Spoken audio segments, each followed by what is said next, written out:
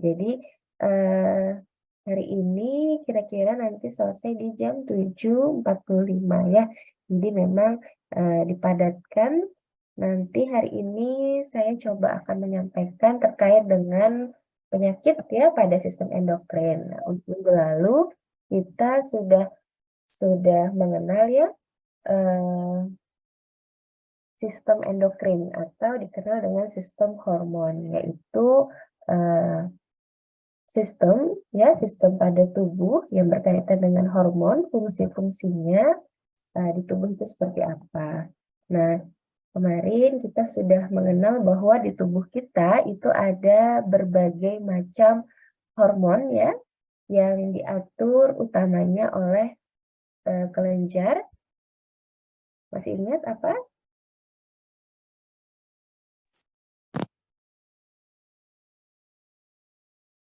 Kelenjar hipotalamus ya, kelenjar hipotalamus, kemudian pituitari. Nah, kemudian kelenjar-kelenjar tersebut yang akan mensekresikan gitu ya, mensekresikan hormon untuk kelenjar-kelenjar target lain menghasilkan hormon sesuai dengan apa yang ingin dikerjakan gitu ya, targetnya seperti apa. Nah, ada berbagai macam jenis hormon ya, antara lain hormon insulin, hormon tiroid.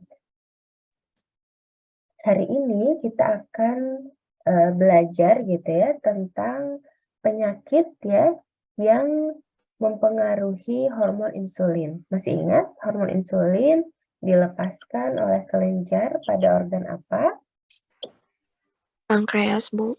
Ya, hormon insulin dilepaskan pada kelenjar pada organ pankreas.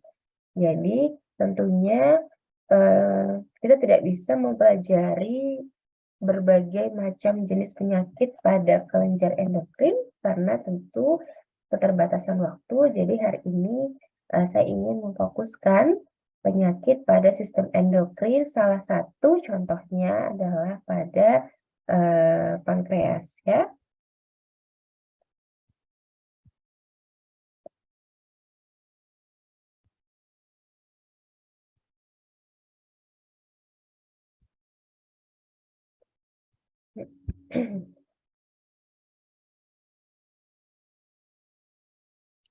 Oke, ini mungkin saya lewatin aja ya karena sama gitu ya dengan yang kemarin. Nah, jadi langsung ke contoh penyakitnya ya. Salah satu penyakit yang mempengaruhi pada sistem endokrin itu adalah diabetes mellitus. Pasti sudah familiar gitu ya dengan istilah diabetes mellitus atau disingkat DM atau di masyarakat dikenal dengan penyakit gula gitu ya. Nah, jadi kalau dilihat dari definisi yang dibuat oleh Perkemi itu ya, diabetes mellitus ini merupakan suatu kelompok penyakit metabolik dengan karakteristik hiperglikemi yang terjadi karena kelainan sekresi insulin, ya, kerja insulin atau keduanya. Jadi di sini kata kuncinya itu adalah hiperglikemi. Ya, hiperglikemi ini artinya adalah kenaikan kadar gula di dalam darah. Jadi pada pasien-pasien yang mengalami diabetes mellitus gitu ya, itu ditemukan kalau dicek kadar gula di dalam darahnya itu pasti meningkat ya di atas normal. Nanti kita lihat berapa kadar normal gula atau glukosa di dalam darah. Nah, di sini ada klasifikasi etiologi diabetes mellitus. Nah, jadi diabetes mellitus itu diklasifikasikan ya berdasarkan etiologi atau penyebabnya itu ada 4 ya, ada 4 jenis diabetes mellitus, yaitu diabetes mellitus tipe 1, diabetes mellitus tipe 2, kemudian diabetes mellitus gestasional, dan diabetes mellitus tipe lain. Jadi ada 4 ya, tipe 1, tipe 2, gestasional, dan tipe lain. Ya, ini harus diingat. Kalau yang tipe 1 itu yang seperti apa? Nah, jadi tipe 1 itu adalah diabetes mellitus yang disebabkan karena destruksi sel beta pankreas. Jadi, di pankreas itu ya yang menghasilkan insulin, yang melepaskan insulin, hormon insulin itu adalah sel beta, ya namanya sel beta pankreas. Nah, jadi sel beta pankreas itu bisa mengalami destruksi. Destruksi itu apa? Destruksi itu apa ya? Kerusakan gitu ya. Kerusakan pada sel beta pankreas yang menghasilkan, yang menyebabkan produksi dari hormon insulin itu menjadi berkurang, ya, atau terganggu. Nah, sehingga nantinya akan menyebabkan defisiensi dari insulin absolut. Nah, kemudian kenapa sih sel beta pankreas itu bisa mengalami destruksi? Kan pertanyaannya seperti itu. Ya, jadi penyebabnya bisa karena autoimun, ya, bisa juga karena idiopatik. Idiopatik itu maksudnya penyebabnya tidak diketahui apa. Nah, jadi itu ada dua yang menyebabkan diabetes mellitus tipe 1, ya. Yang pertama adalah autoimun, yang kedua idiopatik. Diingat bahwa idiopatik itu maksudnya adalah tidak diketahui apa penyebabnya. Nah, kalau autoimun, mungkin sudah mengenal ya istilah autoimun. Autoimun adalah suatu kondisi di mana sel-sel imun itu menyerang gitu ya, menyerang sel-sel, menyerang tubuh kita sendiri. Kenapa? Karena pada kondisi autoimun terjadi jumlah sel imun yang berlebih. Ya, sel imun yang berlebih itu nanti akan terdeposit itu maksudnya akan terkumpul di organ-organ tubuh kita. Ya, jadi sel-sel imun yang berlebih itu akan terkumpul, terdeposit di organ-organ tubuh kita. Bisa di pankreas, bisa juga di ginjal, bisa di hati, gitu ya. Kalau di ginjal nanti bisa menyebabkan gagal ginjal. Nah, kalau di sini kita bicara karena masalah DM gitu ya, maka sel-sel imun yang terdeposit di pankreas ya akan menyebabkan destruksi atau kerusakan dari sel beta pankreas, yang mana nantinya akan mengganggu ya, mengganggu apa? Mengganggu pelepasan dari hormon insulin. Ya, mengganggu pelepasan, mengganggu produksi dari hormon insulin, yang mana akan menyebabkan defisiensi insulin. Oke ya.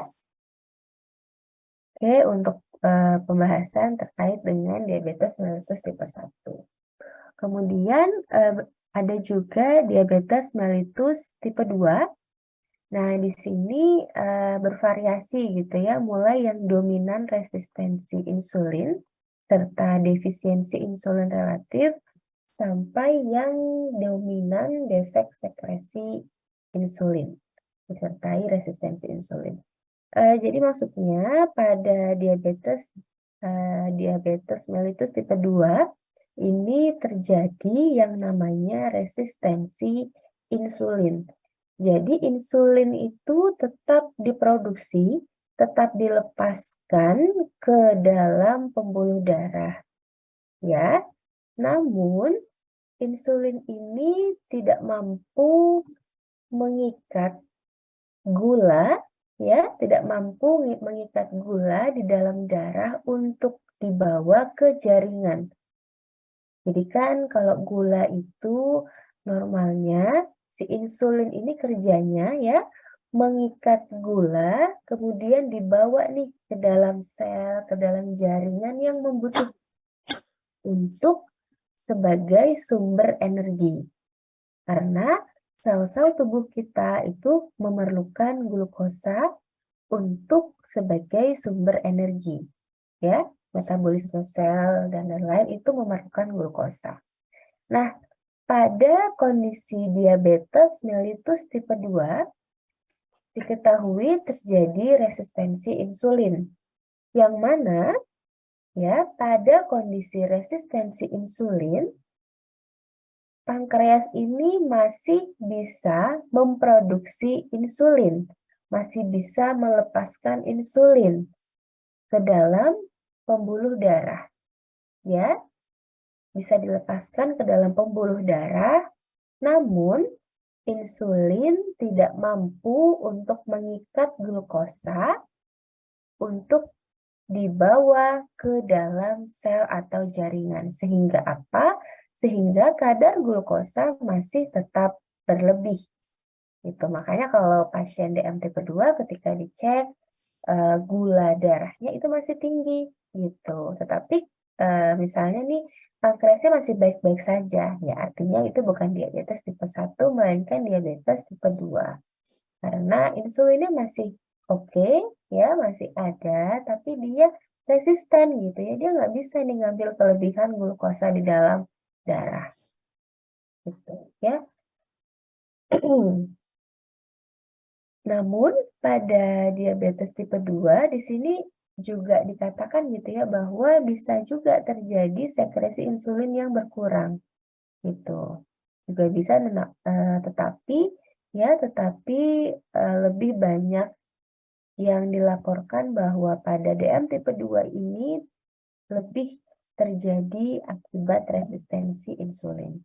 Ya, jadi insulin masih dilepaskan namun tidak mampu menarik ya atau membawa glukosa masuk ke dalam sel atau jaringan karena dia resisten, ya. Jadi kata kuncinya pada diabetes mellitus tipe 2 itu adalah resistensi insulin. Gitu ya. Kalau DM tipe 1 kata kuncinya adalah defisiensi insulin akibat destruksi sel beta pankreas. Jadi jelas ya, pada DM tipe 2 itu pankreasnya tidak rusak. Gitu. Tapi pada diabetes tipe 1 diketahui bahwa ada kerusakan pada sel beta pankreas. Sehingga apa? Sehingga mengakibatkan produksi dan sekresi insulin menjadi terganggu, menjadi berkurang. Gitu ya.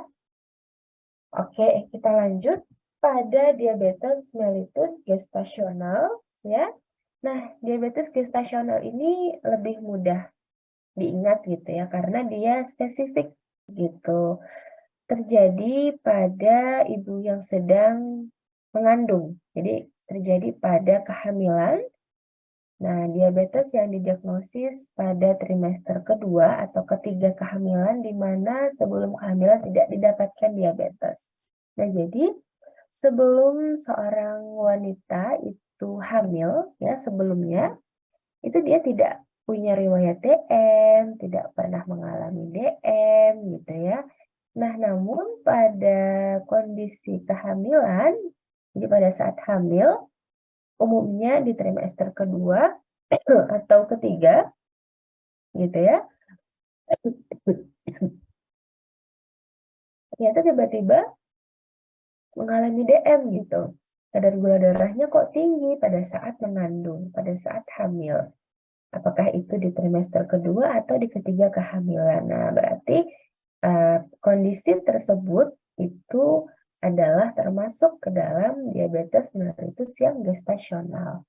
Ya, jadi mudah diingat. Oh, kalau DM gestasional berarti terjadi pada wanita yang sedang mengalami yang sedang hamil gitu ya, mengalami kehamilan.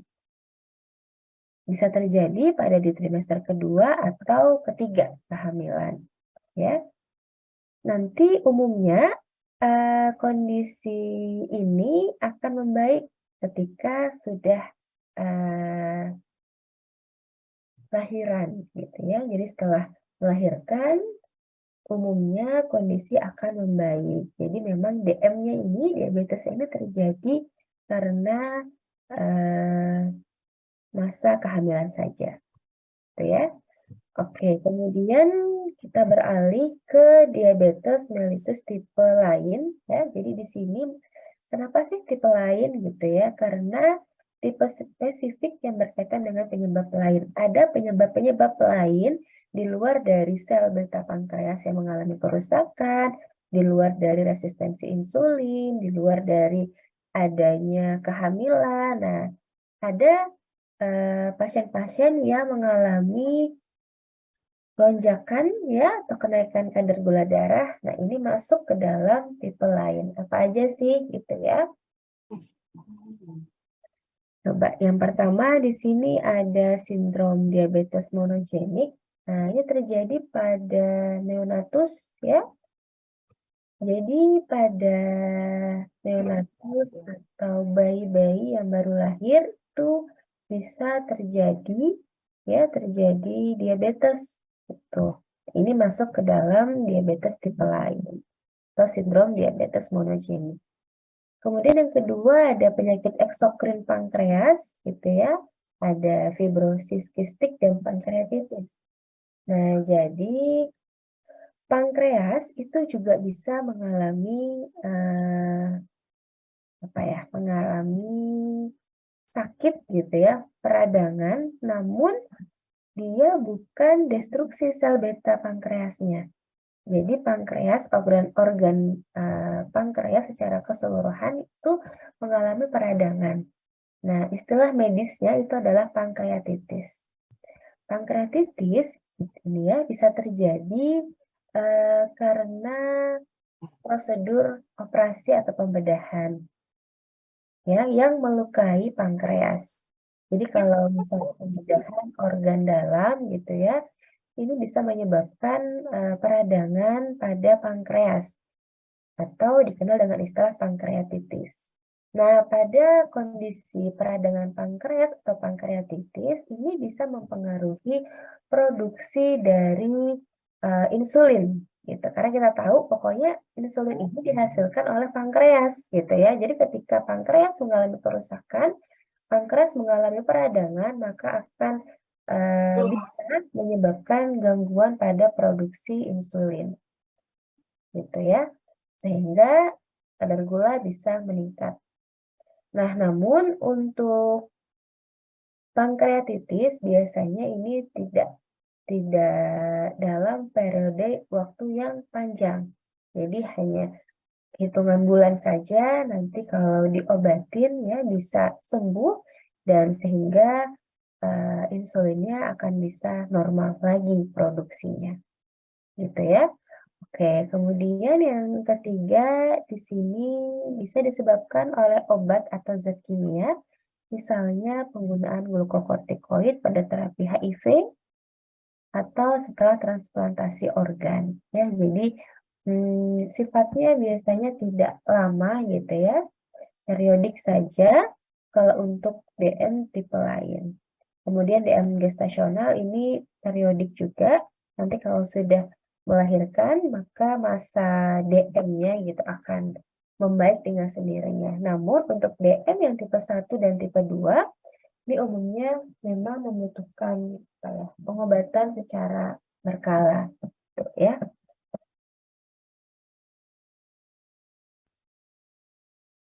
Oke, selanjutnya bagaimana sih nilai rujukan klinis untuk membantu penegakan diagnosa pada pasien diabetes mellitus? Jadi di sini untuk pasien yang diabetes mellitus ya untuk menegakkan pasien memang ini mengalami DM. Nah, itu harus dilakukan uji tes klinis gitu ya. Biasanya diambil darah gitu ya. Dicek kadar gula darahnya. Kalau diabetes di sini lebih dari 126 ya glukosa darah puasa. Kemudian kalau glukosa darah plasma 2 jam setelah makan atau postprandial lebih dari 200. Itu dikategorikan sebagai diabetes. Ya, jadi kalau jadi ada dua gitu ya untuk menegakkan diagnosa DM. Yang pertama itu menggunakan glukosa darah puasa. Yang kedua menggunakan glukosa darah plasma 2 jam setelah makan. Ya, jadi kalau glukosa darah puasa, gitu ya, itu pasien disuruh puasa dulu sebelum diambil gula darahnya. Diambil biasanya puasa kurang lebih 8 jam puasa baru diambil darah. baru dicek. Kalau ternyata gula darah puasanya di atas 126 mg per ml, maka diduga pasien mengalami diabetes. Nah, namun kalau glukosa plasma 2 jam setelah makan itu lebih dari 200 mg per ml, nah diduga pasien mengalami diabetes. Jadi kalau yang glukosa darah plasma 2 jam setelah makan itu biasanya pasien disuruh puasa dulu nih 2 jam. Ya. Jadi pasien makan dulu gitu ya. Pasien makan dulu. Setelah makan seperti biasa 2 jam berhenti gitu ya. Berhenti makan, puasa, baru diambil gula darahnya untuk nanti dicek. Beda ya, jadi kalau glukosa darah puasa ini metodenya pasien puasa dulu 8 jam, tidak makan, tapi boleh minum biasanya, baru diambil darahnya, baru dicek gula darahnya. Kalau yang glukosa plasma 2 jam setelah makan, ini maksudnya adalah pasien disuruh makan dulu, lalu disuruh puasa 2 jam setelah makan. Oke ya, kebayang bedanya seperti apa. Kemudian ada juga prediabetes, di sini 100 sampai 125. Kemudian kalau untuk yang gula darah 2 jam setelah makan ini antara 140 sampai 199. Normalnya 70-99 dan glukosa darah setelah makan 70 sampai 139. Nah, kemudian di sini ada nih nilai HbA1c. Nah, jadi nilai HbA1c ini dia lebih valid gitu ya untuk menegakkan diagnosa pasien diabetes mellitus. Untuk diabetes lebih dari 6,5, prediabetes 5,7, dan normalnya kurang dari 5,7. Jadi HbA1c ini bisa menilai riwayat 3 bulan ke belakang gitu ya. Jadi nilai HbA1c ini dia lebih valid karena dia bisa menilai sampai 3 bulan ke belakang ya.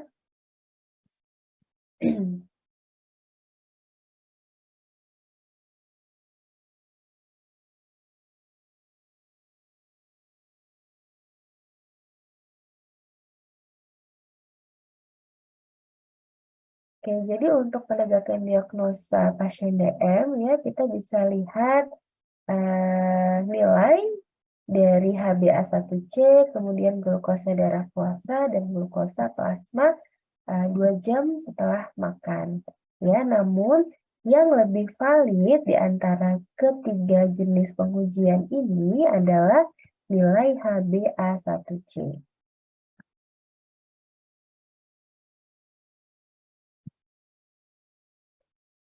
Selanjutnya, di sini adalah patofisiologi DM. Jadi bedanya patofisiologi antara diabetes mellitus tipe 1 dan diabetes mellitus tipe 2. Di sini tadi sudah saya singgung di awal bahwa pada pasien DM tipe 1, kata kuncinya di sini. Jadi yang hijau-hijau bulat ini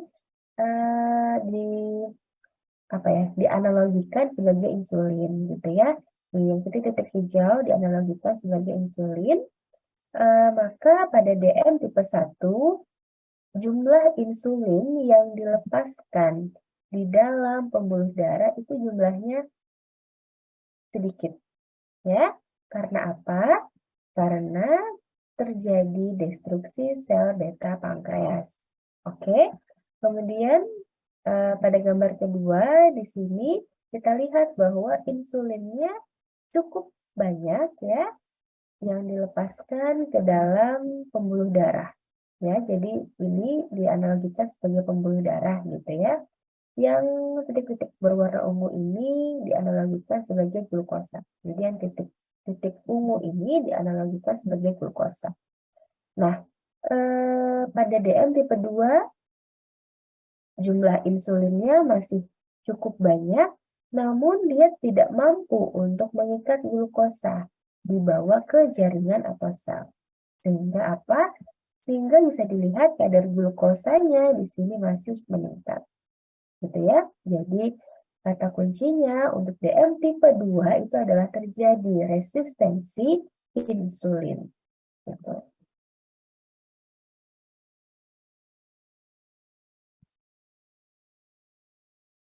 Oke, ini sudah selesai. Ya, dan lagi ya.